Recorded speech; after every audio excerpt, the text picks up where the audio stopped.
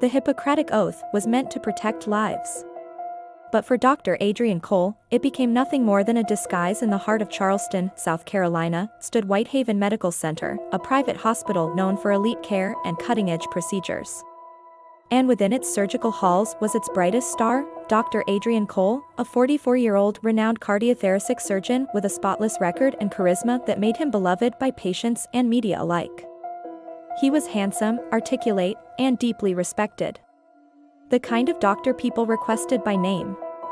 But beneath the polished veneer, Dr. Cole harbored dark secrets and an insatiable greed. Elena Torres, a 38-year-old single mother of two and a school teacher, walked into Whitehaven one fateful morning after suffering multiple fainting spells and chest tightness. She was healthy, had no family history of heart disease, and lived a modest, stress-heavy life.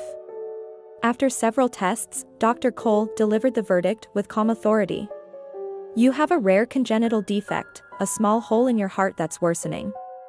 If we don't operate within the month, your life could be at serious risk." Elena's face turned pale. She couldn't afford a complex private surgery, even with her insurance.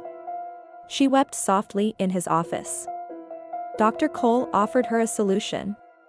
"We'll put you in our trial heart program, a new initiative for patients who meet special criteria.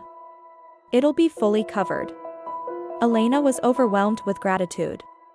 She signed the forms without hesitation, trusting the man in the white coat who had saved so many before her. The surgery took place 2 weeks later. By all appearances, it was a success.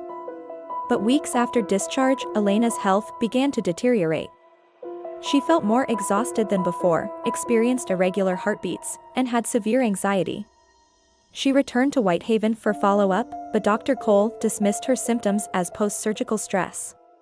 "You're healing. Rest, and don't Google everything," he smiled. But her instincts screamed otherwise. One night, after another near-fainting spell, she collapsed in her bathroom. Her neighbor rushed her to Summit General, a public hospital. And that's where the first red flag appeared. Dr. Malik Anderson, the attending physician at Summit General, reviewed her medical records. Something didn't add up.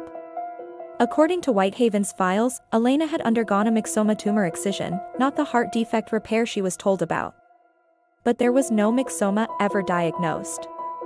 And the surgical notes were vague, bordering on careless. Dr. Anderson ordered a full diagnostic scan. What he found was horrifying. Elena's heart was never repaired. In fact, her defect had worsened. She was living on borrowed time. Furious, he confronted her with the truth. Elena was devastated and confused. Had her condition been misunderstood? Or had she been deliberately misled? Elena filed a formal complaint. Whitehaven denied all wrongdoing, claiming the surgery went as planned and that a tumor diagnosis was a result of last-minute findings during the operation. But that didn't sit right with Dr. Anderson. He dug deeper, quietly contacting a nurse who previously worked under Dr. Cole, Maya Holt.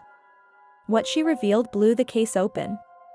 Maya confessed she'd once overheard Dr. Cole talking on the phone, offering a healthy heart valve to a foreign medical rep for cash.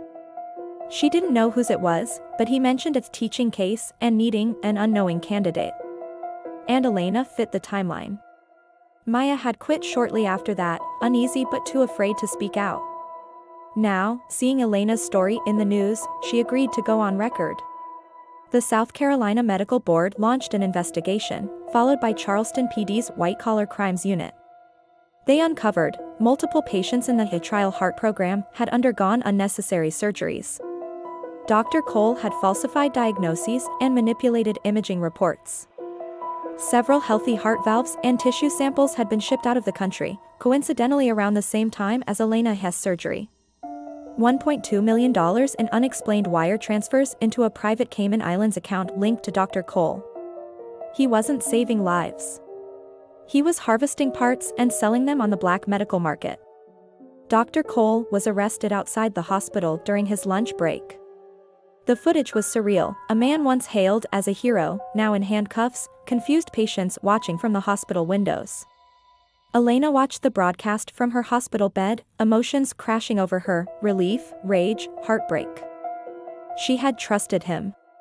She had thanked him. And he had nearly killed her for profit. The trial drew national attention. Elena took the stand, her voice shaking as she detailed the betrayal, the pain, the trauma of nearly dying because a man she trusted wanted to make money off her body. Prosecutors presented evidence from Maya Holt, financial records, and damning surgical logs. They also revealed 5 other patients with similar surgeries, 2 of whom had died post-op. Dr. Cole's defense argued he was performing innovative research under ambiguous legal guidelines. But no jury could ignore the forged records, missing organs, and the money trail. He was found guilty on 19 counts, including medical fraud, reckless endangerment, assault, illegal organ trade, and attempted manslaughter. He was sentenced to life in prison without parole. Elena eventually underwent the correct surgery at Summit General and recovered, though with lifelong complications. Her story became a national wake-up call.